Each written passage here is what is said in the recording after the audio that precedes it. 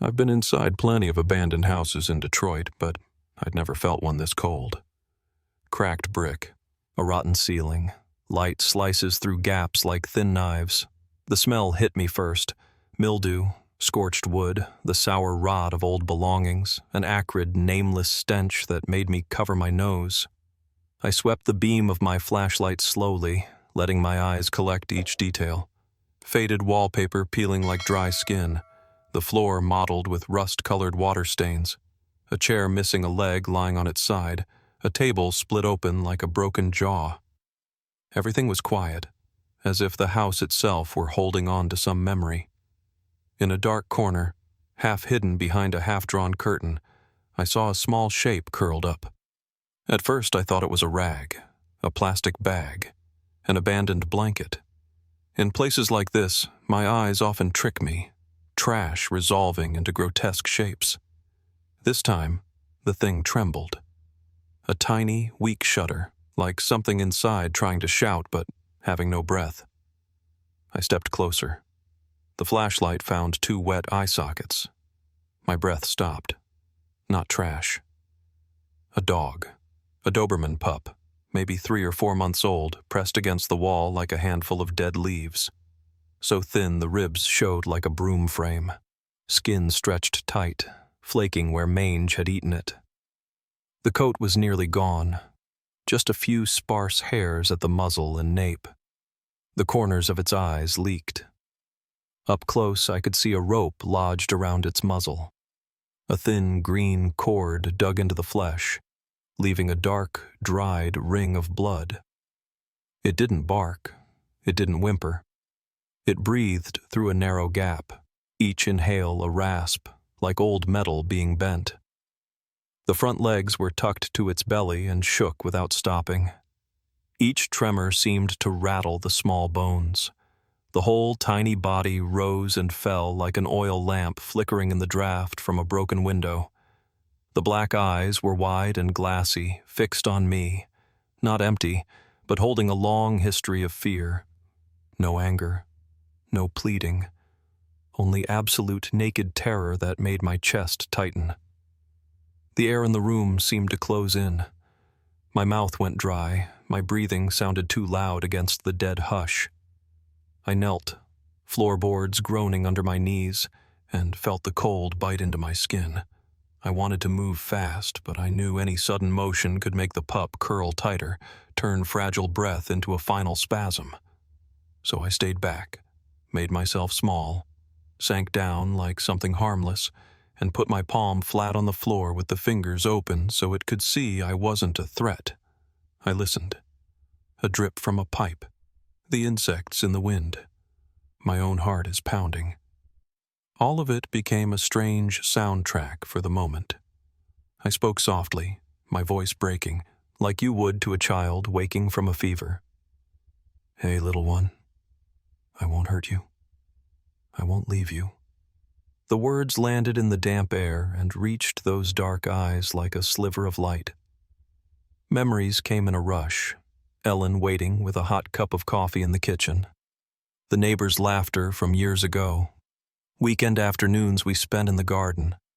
A whole ordinary life flickered past, and in it was a hole I couldn't fill. Maybe that hole was what led me to abandoned houses, some excuse to look away.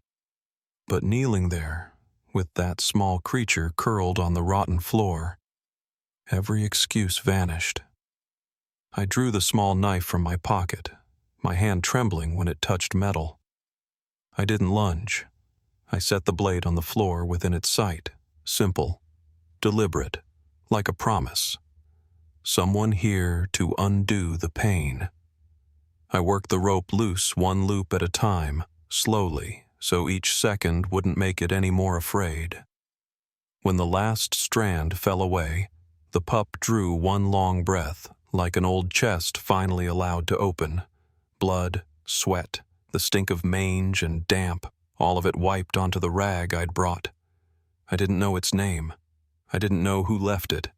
I knew one bone-deep truth. I couldn't turn my back on this small life curled on that decayed board. In that quiet, I made a promise. To it, to myself, and to a city full of cracks, that this time, no one and nowhere would be the miracle alone. I put him in the old pickup and laid him gently on my denim jacket across the passenger seat. On the drive home, he curled smaller, eyes wide and unblinking, trembling as if every sound might be the first strike of a new lash. I nudged the heater just enough, hoping warmth would soothe him, but he stayed pressed to the door, afraid to take a full breath. At the house, I set him down in the small living room. Yellow light pooled on the stained walls, his shaking shadow long on the wooden floor. I set out a bowl of water and some soft food. He didn't touch it. He only stared, then scooted back into the corner, the same way I'd found him in that abandoned house. His whole body quivered, as if memory still clung to each muscle. I didn't force him. I sat in Ellen's armchair, the one she used to read in, and turned on the little radio. I put on the jazz I listened to most nights. The music flowed gently and warmly, but it did nothing for that creature. Instead, I heard his shallow breaths, short and rasping through a dry throat. His gaze never left me, as though he feared I might suddenly lunge. The first night passed that way. He did not sleep, neither did I. I tried to nap, but every time I opened my eyes, I'd see him stir, ears pricked like a sentry on duty. I found myself whispering in the dark, "It's okay, kid. Nobody's going to touch you." The promise felt distant, hollow somehow, for even when I left the room, he did not move. On the second day, I tried another approach. I set the bowl closer, then left the room and shut the door. A small camera I'd mounted in the corner recorded him coming out to eat like a thief. He ate ravenously, each bite making a clacking sound, the noise of hunger, while his eyes darted around. The slightest gust made him flinch, ready to dart back to the shadows. Watching the footage, my chest felt like it had been weighed down with stone. I would rather he had barked or snapped than sat in that mute despair. By day 3, nothing had improved. I sat for hours at a distance, reading the paper aloud so he'd get used to my voice. But the turn of a page, the soft swish, was enough to make him curl in on himself. Shadows on the wall, a hallway light from outside. Everything became a threat in his eyes. I began to understand. He hadn't only been starved and sick, he'd been taught that people equal danger. A hand reaching out was never comfort, only pain. On the 4th night, I heard nails skitter across the floor. I was up in an instant. He hadn't lain down. He was pacing a tight circle along the wall, over and over, a motion like an automatic ritual. Not play, not curiosity. Something to expel an anxiety that had settled into his blood. That narrow loop was an invisible cage, keeping him imprisoned in fear with no exit. I watched him and, without wanting to, saw myself. After Ellen died, I used to pace this house at night, bed to kitchen, kitchen to living room, aimless, trying to fill a hole I couldn't fix. I had built my own loop, as if stopping would force me to face the truth. Now, before me, this small dog lived the same tragedy. I took notes like an old engineer keeping a ledger. Day 5, still won't eat with me in the room. Day 7, shakes violently at the sound of tires on the road. Day 10, recoils when I cross the threshold. Each line cut into me. Not because he didn't change, but because I recognized my own shadow there. One night I sat down on the floor a few paces away from him. I looked into those dark eyes, bottomless, and I whispered, "Night, if you can't trust anyone else, trust me. I know what it's like to be left. I know how it feels to wait for someone who never comes." I couldn't be sure he understood, but his gaunt shoulders trembled and eased, a beat slower. Even if it was only a trick of the light, I clung to it. Those early days taught me something. Trust doesn't arrive through promises. It doesn't come through force. It comes from sitting still, from showing up again and again until silence stops being a threat. And I knew this was only the beginning. On the 12th day, Detroit dropped into a sudden storm. By afternoon, the sky had gone flat and black, gusts tearing old boards loose, rattling the chain link like iron teeth. Night came with lightning that split the sky. The whole block went dark when the power died. I grabbed the flashlight, its thin beam cutting across cracked plaster. In the small living room, I heard him. Ragged breaths, sharp and quick, coming from the corner I'd come to know. Night curled smaller, legs trembling, his whole body vibrating like a taut wire. Every flash through the broken window sent him into panic. He'd flinch and crumple against the wall as if the plaster could swallow him whole. I took a few steps, then stopped.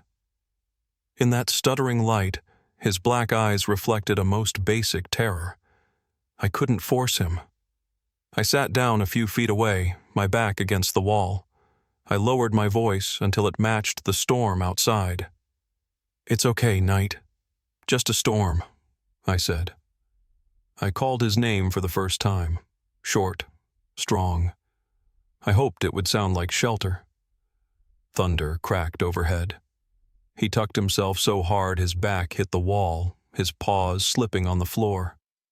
I swallowed the panic climbing my throat and forced myself to stay still. The dark in the room was thick, the rain hammering the tin roof. I knew if I left him tonight, the thin thread of trust we'd found would snap. I breathed slowly and read Ellen's old scrawl under my breath, the scrap she used to tuck into the book on the table. Never leave someone who is afraid. Just stay. I read it like a prayer, syllable by syllable. Night kept shaking. Then the impossible happened. He left the corner. Very slowly, one careful step, then another. His small legs seemed ready to give out. One step, pause, another. Each motion felt like a battle.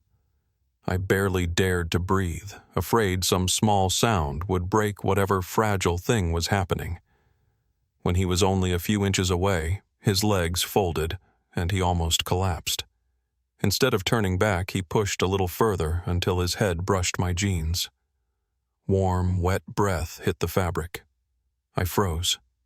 I did not move. I lowered my hand to the floor, close but not touching him. One beat. Two. Then I felt it. A light, clammy, trembling nudge. His nose. He chose me. An invisible door opened. It wasn't surrender. It wasn't triumph. It was the brittle decision to believe in me for this stormy night. I sat there for hours while he lay with his head against my leg, listening to the rain. Outside, the storm howled. Inside, his breathing steadied, the rise and fall of his shoulders easing into a rare, slow rhythm. I looked up, and for the first time in years, a tear slipped down my face. Not pity. Recognition. I had once sat in darkness, waiting for a hand that never came. Now I was the hand. When dawn thinned the rain and gray light crept across the room, Night still lay by me, eyes half closed, no longer hiding in the corner. I brushed the air over his head, didn't touch, just a promise held in the motion. You will not be alone. That stormy night saved him. It saved me, too. After the stormy night, I knew I couldn't wait any longer. Night had rested his head against my leg, but his body was still nothing more than skin over bone, raw, scabby, aching. If I didn't get him to a vet, he wouldn't last another few weeks. The next morning, I wrapped him in an old blanket and carried him out to the truck. He trembled, eyes rolling, but he didn't fight me like before. When I started the engine, he ducked his head into my chest, trying to hide from the noise. On the drive to Dr. Chen's on Jefferson Avenue, I kept wondering, would he tolerate the exam, or would he curl up the same way he had the first night at my place? Dr. Caitlin Chen was a 40-year-old woman of Chinese descent who'd helped me with abandoned animals before. She froze for a beat when she saw me carrying Knight in. "Oh my God," she breathed, her face darkening. I put Knight on the cold steel table. He scrunched up, shaking so hard the metal trembled beneath him. I laid my hand on his back, not heavy, just enough for him to feel I was there. "It's all right, Knight," I whispered. Caitlin pulled on gloves and began her exam. "Severe mange," she said, voice tight. "Skin is infected in multiple spots. He's in deep malnutrition.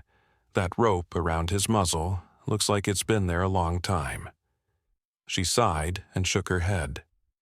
"The body can heal, but the mind—" She left the sentence open, looking at me as if to say the deepest wounds aren't the ones on the skin.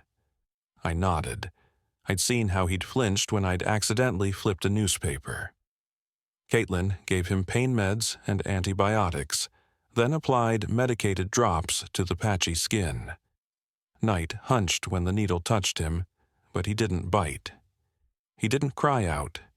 His wet eyes just stared, as if peering into some hollow. I stroked the edge of the table, murmuring without stopping, "I'm here, kid. I'm not going anywhere."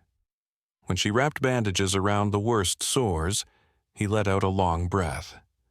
The scrawny frame relaxed in a small, fragile way, as if relinquishing some burden.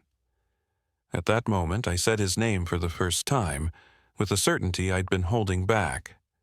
Knight. The name rose naturally, like it had been waiting inside him.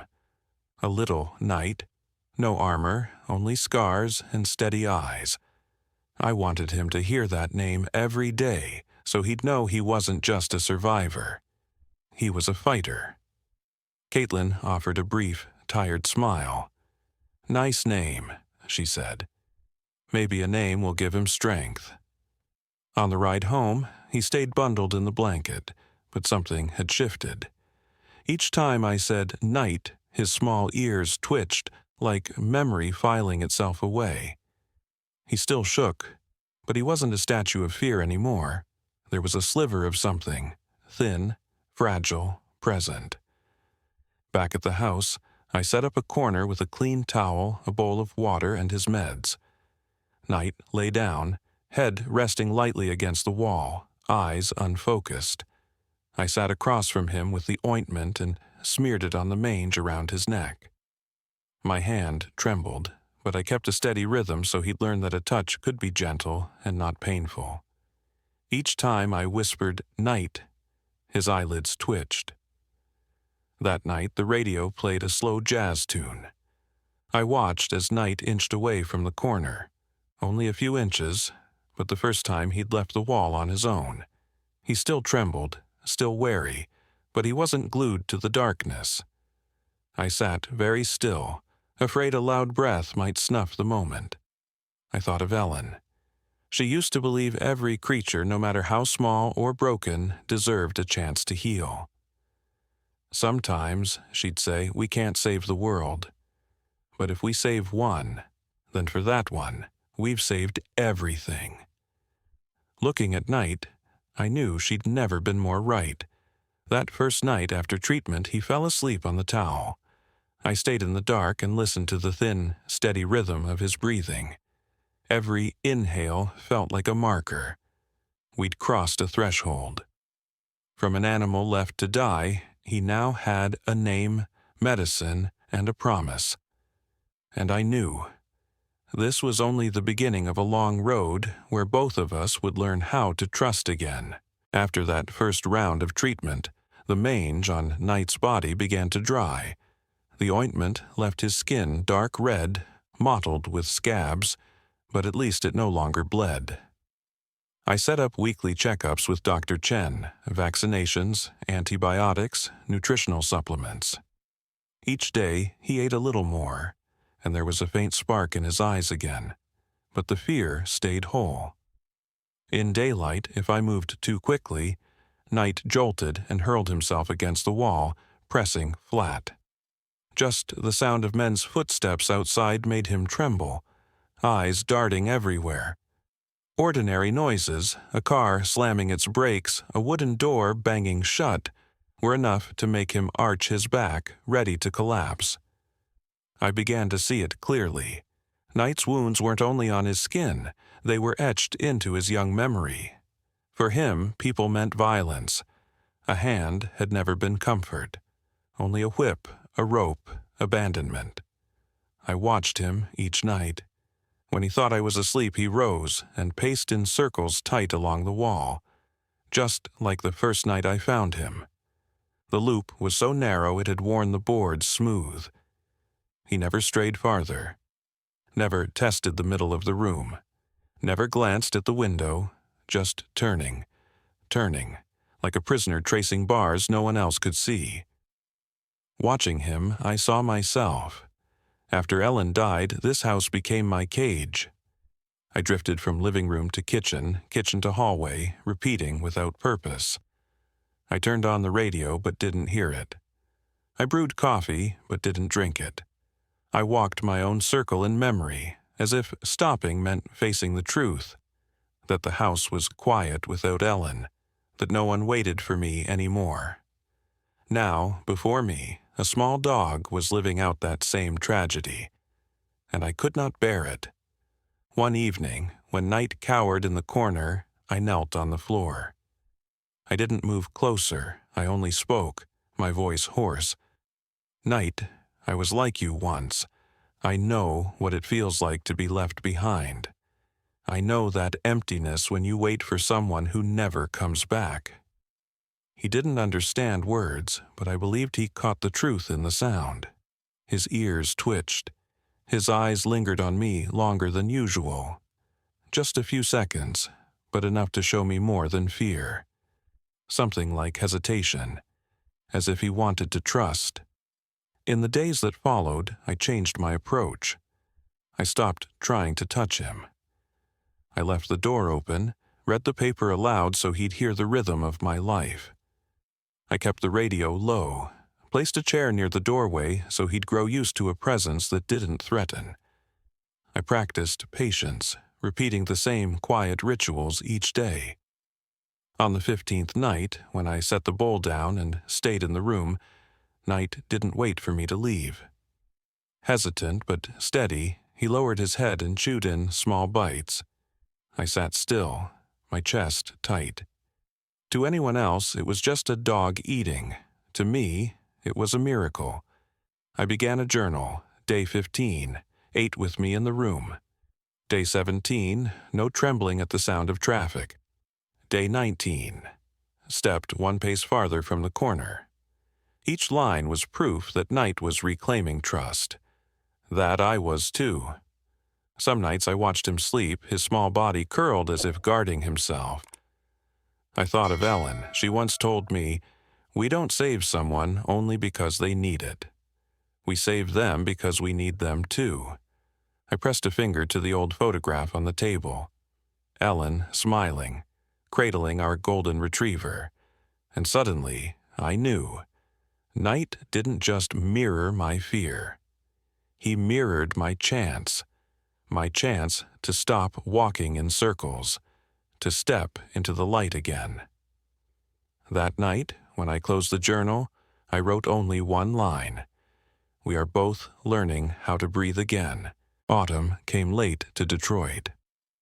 One rare morning, the sunlight spilled like honey across the red brick roofs. I opened the back door, the old hinge squealing. The air was sharp and cool, carrying the scent of grass and damp earth after a night of rain. I turned to look at Knight. He stood in the doorway, legs trembling, ears stiff, eyes wide as if staring down the whole world. For so long, the corner of the living room had been his only world. To step outside meant walking into a path with no retreat. I dropped to my knees and tapped the grass where the light poured down. "Night." My voice was soft, almost like an invitation. He didn't move. His thin frame shook with each breath, muscles taut as wire. The wind carried the smells of grass and smoke drifting from a neighbor's chimney. Night edged forward one tiny step, then froze, head lifted like he was measuring safety. I held my breath. Then he stepped out. One paw touched the grass, hesitated but didn't retreat. The second paw followed. His whole frail body wavered forward a few more steps. The sunlight caught on his patchy skin, reflecting the raw red scars. He looked so fragile that it made my chest tighten. Yet in that moment he wasn't the prisoner of shadows anymore. He had entered the world. I sat on the grass, keeping my distance. Night stopped a few yards from me. His ears flicked, eyes scanning, but he no longer pressed himself to walls. He drew a deep breath, ribs lifting, and tilted his head toward the sky. He still shook, but not only from fear. Inside that trembling was a seed, an urge to live. I thought of Ellen. She once told me, "The day an animal dares to look at the sky, that's the day it finds faith again." I bit down, fighting back tears. Night was doing it right before me. He took a few more steps, sniffed the grass, and listened to sparrows chattering on the roof. Then, suddenly, a yellow leaf drifted down in front of him. Night startled, froze, and then, unbelievably, reached out his paw and tapped it. Just a single touch, but my world turned over. This was the same creature once bound so tight he couldn't bark, now daring to play with a leaf. I laughed under my breath, the sound tangled with tears. "Good boy, Night. You did it." He turned back to me. His eyes were still dark, still anxious, but within them glimmered a light. Not despair. The light of someone trying to believe. We stayed in the yard for hours. I did nothing but let him discover. He paced, paused, sniffed the dirt, then looked back to see if I was still there. Each time he saw me sitting steady, he'd venture a little farther. In those small exchanges, I realized. It wasn't only Night learning to trust me, I was learning how to live again. By noon, he came closer. He stopped just an arm's length away. I didn't reach out. I only laid my hand flat on the grass. He bent his head and pressed his nose softly against my fingers. That light touch felt to me like a full embrace. Later that afternoon, when I carried him inside, he didn't bolt for the corner. He lay down on the rug near my chair, eyes half closed, while the radio hummed with jazz. I sat and watched him breathe, and something heavy lifted off my chest. That evening, I wrote in my journal, "Night has seen the light, and so have I."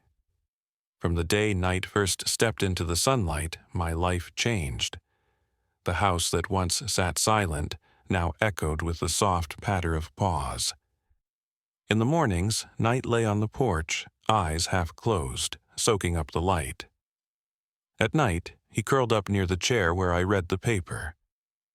Every small moment was a reminder. No one is truly invisible if someone chooses to see them. The city around me was still decayed, still littered with abandoned houses. But I began to see differently. Every locked door, every shattered window might be hiding a life, trembling, waiting for a hand to reach in. I couldn't turn away anymore. I started with a scrap of paper, scrawling 3 words, "Second chance." I called a few old friends, then some younger volunteers. We decided that every month we'd step into the derelict neighborhoods and look for lives left behind, like Night once was. At first, there were only a few of us, then more came. Some carried bags of food, some brought leashes, some came just to crack open windows so the light could get in. Night always led the way. Once, he barked sharply outside a collapsing wooden house. When we pushed the door open, 4 kittens huddled beneath the rotting stairs, eyes still closed. I carried them out, and when I turned back, Night sniffed each one gently before stepping aside, as if passing the duty of guardian to me. Moments like that chilled me. A dog, once left to die, was now saving others. He had turned wounds into strength. He had no words, but he understood better than any of us that a life touched in time could change the whole world. Night's story spread. A reporter joined us one night and wrote a piece. Then the news stations picked it up. People began calling him the Silent Night. I read those words with a lump in my throat. Ellen would have smiled if she were still here. But what moved me most wasn't the press. It was the letters. A 9-year-old boy wrote, "I once saw a stray dog, but I was too scared. Now I'll bring one home." A middle-aged widow shared, "After losing my husband, I lived alone. Reading about Night, I adopted an old cat. I don't feel empty anymore. I realized compassion has a strange way of multiplying. Save one small life, and you can restore the faith of a whole community."